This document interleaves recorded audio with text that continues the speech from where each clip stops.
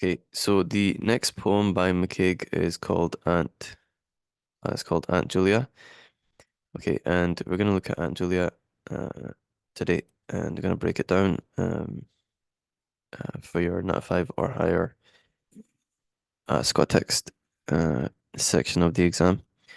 Okay, Aunt Julia is quite a simple poem. Um, it's very similar to Visiting Hour in terms of the subject matter, in terms of what it's about. Okay, so obviously to begin with, the poem is about the speaker's aunt. Okay, he's writing a poem about his aunt. Okay, so what that tells you right off the bat is that the speaker has a close relationship with his aunt. Okay, and he is writing a poem for her uh, because of what happened or happens to her in the poem, what we find out later on. Okay, so it begins, Aunt Julia spoke Gaelic, very loud and very fast. Okay. I could not understand her. I could not answer. I could not understand her. Okay, so what we find out from the beginning is that the speaker and his aunt spoke two different languages. Okay, so his aunt spoke Gaelic, and obviously he speaks English. Okay, so because of that, they weren't able to communicate. Okay, they weren't able to talk to each other at any real depth. They weren't able to have a real conversation. So what it shows you is that their connection, their relationship must have been very strong. Okay, in that he was still able to form a sort of close bond to her, even though they couldn't really talk, like in terms of having a conversation. Okay, so that's the first thing. Aunt Julia spoke Gaelic. Now, in terms of the idea of loud, she spoke Gaelic very loud and she spoke Gaelic quickly.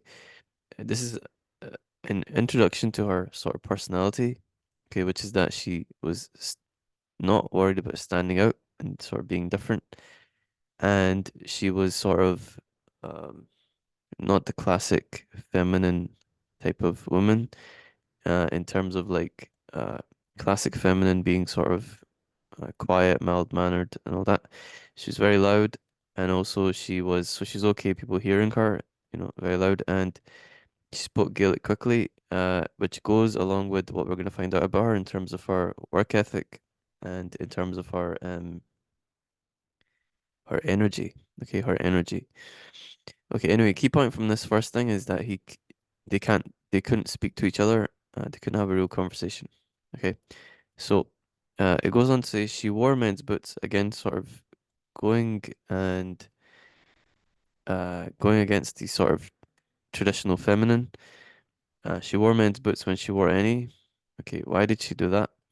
I can see her strong foot stained with peat. Peat is a type of mud.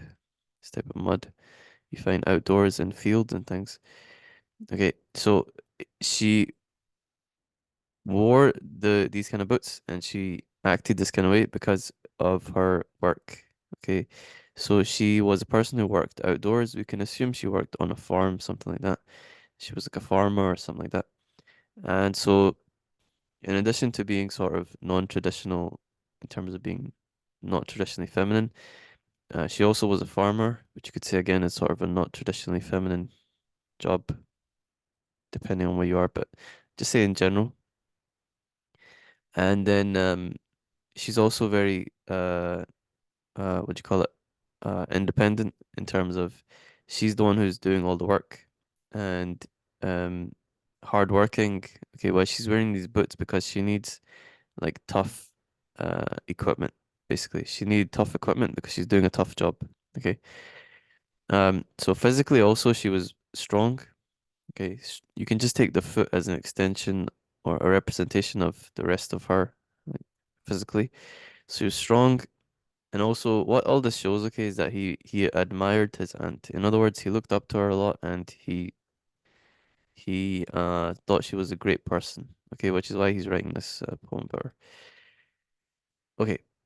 Also, you can see her feet are stained with this mud. Like, so she wasn't afraid to work hard and sort of do the like dirty work, do the stuff that um other people might not want to do. She was okay with doing it. Okay. Okay, paddling with the treadle of a spinning wheel. This is used to sort of like clothing production, that kind of thing. While her right hand drew yarn marvelously out of the air. Again, keyword here, marvelously means magically, amazingly, something like that. So all of this again, sort of farm type life, rural type of life, outdoor type of life, self-sufficient, independent, working for yourself, that kind of thing. And then all of it again is about him. He admires her, appreciates her a lot. Okay. Um, okay. Hers was the only house where I've lain at night. Again, what this shows is he trusted her a lot. So obviously he's talking about when he was a kid or something. He used to stay over at his aunt's house, and at night in the absolute darkness. Because again, if she lives out in the country, which he found out later on, she lives, I believe, in Luskintyre, it's like country, yeah, country. She don't live in the city. She lives out in the country. So it's very dark. There's no street lights, that kind of thing. Yeah. Okay, so he trusted her a lot. He trusted her a lot, felt comfortable around her, and was the only house, which means that his relationship with his aunt was extremely strong, stronger than a lot of relationships he had with other family members, something like that. Okay. Okay, absolute darkness again. Uh, Rural countryside, no street lights. Um, okay. Of a box bed, listening to crickets being friendly, again, same idea. Okay. All right.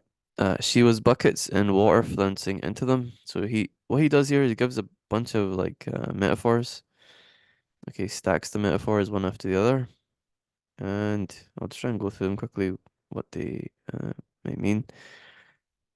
Okay, so to begin with, she was buckets and water flouncing into them. Okay, so some of these metaphors, it may be a bit difficult for us to understand because they're going to be related to farm work. Okay, I'm not a farm, I'm not a farm boy yet. I'm from the city. Yeah.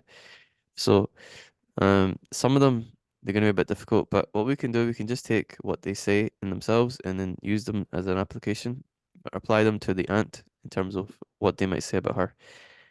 Okay, so the first thing, bucket, bucket and a water going into the bucket. Okay, so a bucket is a thing which is useful, which is a thing which is also very plain. It's not like something celebrated, but it's something that you need to do important work. For example, carrying water from a well, like that. Okay. Or using a bucket to give water to animals, something like that. Okay, so what it says about his aunt is that she was someone who was looked plain. Okay, she didn't look very fancy. She didn't wear fancy clothes, which we know to be true. She didn't wear fancy clothes, but she was extremely important and vital in terms of one, in terms of the jobs and things that she got done, but then also in terms of to the speaker. Okay, she was very important in his life. Okay, like a bucket which you carry water from a well, which you use to drink so you don't die, yeah, something like that. Okay. And also he calls her the water as well, yes. Not just the bucket, but the water itself. Water is life. Water is the most important thing there is. You see the metaphor. Okay, she was winds pouring wetly around house ends. Okay, the wind, again, strong, strong, powerful, uh, can be destructive, loud. All that obviously representing his aunt's personality, strength, essentially. Pouring wetly like a storm. So his aunt was like a storm. You see her, you won't miss her. She's loud, she's not hiding, and everything around her is impacted by her. Yeah, like a storm, a rainstorm.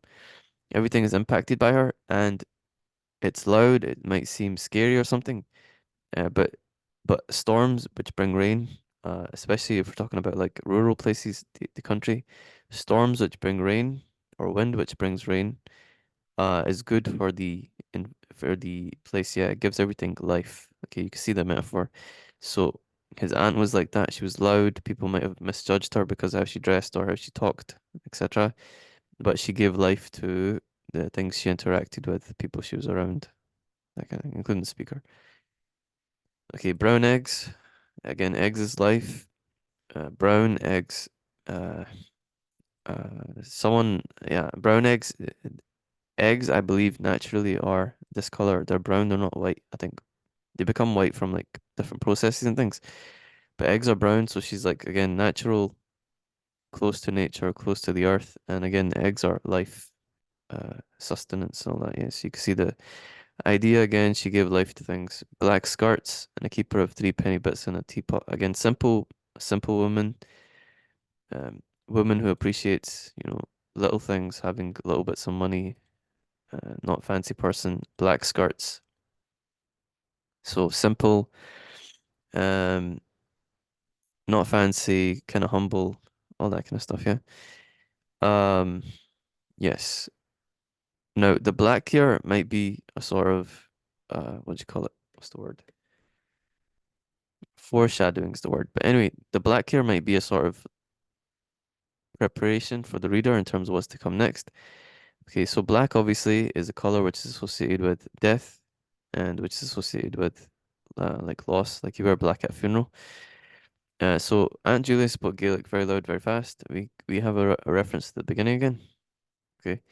By the time I had learned a little, so speaker learned to speak a bit of Gaelic, she lay silenced in the absolute black, against the same colour, of a sandy grave at Luskintyre. So what happened to her is by the time he learned how to speak Gaelic, he could speak to her in her language, she ended up passing away.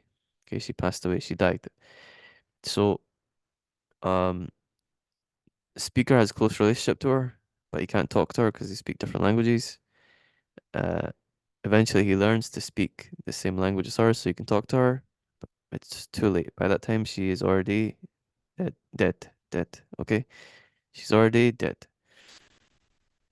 Okay, but I hear her still welcoming me with a seagull's voice. Again, seagulls are very loud, and so he can hear her voice. Okay, still sort of talking to him, calling him. Um, and it's a seagull's voice. Okay, seagull again is it's a bird. Okay, it's an element of nature. So the ant again and nature are very closely associated. Okay. Um. Okay, across 100 yards of peatscapes and lazy beds. Again, uh, peatscape. These two are sort of what do you call it? Countryside type things. Yeah, countryside. Okay, getting angry. So many questions unanswered. All right. So basically, you can still hear his aunt's voice, especially when he goes to the country. You can hear her sort of talking to him, calling out to him. Um, and he is becoming angry, frustrated, and so on, because he didn't get to ask her the questions that he wanted to ask her when she was alive, because she passed away. Now, another interpretation of this, which I actually just thought of right now, is if you read this, it says, welcoming me with the seagull's voice, getting angry. There's no distinction made here in terms of who's talking. So another meaning of this is that he can hear his aunt is sort of angry from the grave in that she didn't get to talk to him, which would also make him quite sad, and angry himself. Yeah. Why was she taken away before we got to talk all that kind of stuff? Okay, so obviously key themes in this poem are loss, just like visiting hour, loss or um, yeah, loss is good. I would say death too, obviously, but loss is a better word because it covers more things like loss of chance to talk to her, loss of life, loss of place that he can stay. It's a bit more better than death. Okay, so loss, and then in terms of quotes, okay, you could take this. I could not understand her. She wore men's boots. There's two. Marvelous. There are three. Da, da, da, da, da, da, da, da, da. I would ignore all these. Da, da, da. Unless you want to take this one. She was winds, pouring wet leaf. That's four. Um, by the time I laid little, she lay silenced in the black of sand grave. Five. Okay, getting angry. Six. And then this, if you want to, is the extra one. Okay. So that's the text. Okay, that's the poem.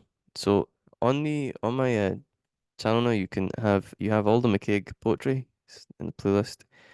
I've also now done all the Duffy poetry on the playlist. I'm gonna go ahead and do all the Scottish text, and then I'm gonna do all the main essay texts um that you could get. And then what I'm gonna do after that, I'm gonna start covering the main text in the English lit sort of canon, if you like. Basically, it's like the classic text, yeah. So I'm gonna break them down as well. Uh, Maybe you can learn a thing or two. All right. Anyway, take care.